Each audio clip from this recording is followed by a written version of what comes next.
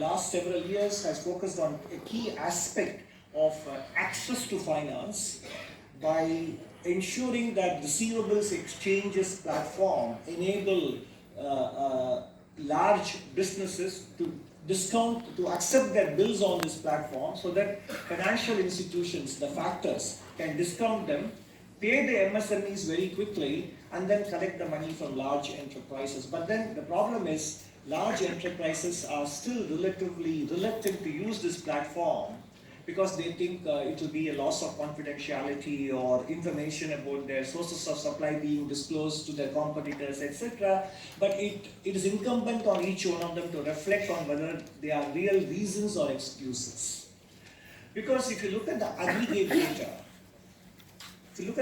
data, India's large corporate sector actually has a negative working capital with its suppliers. In other words, instead of being a source of finance for small and medium enterprises, India's large corporate sector actually uses them as their source of finance, which is what negative working capital implies.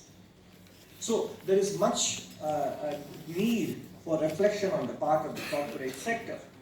The government on its part is, apart from the support given to small and medium enterprises in terms of improving access to finance, which we saw in the earlier slide, export credit guarantee schemes, etc., the continued trust on manufacturing is there visible in the PLI program and also in some of the budget announcements which are currently at different stages of implementation, such as a credit guarantee for manufacturing, MSME loans, etc. These are all being implemented as we speak. And then in terms of ensuring power availability, the budget recognizes that non-fossil fuel does not necessarily mean only sun and wind.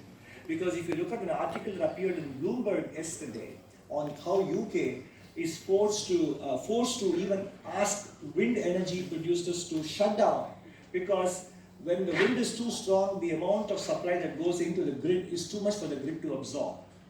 So they are actually forced to ask the wind energy to shut down and then use the backup gas-fired power plants to supply the power to the grid.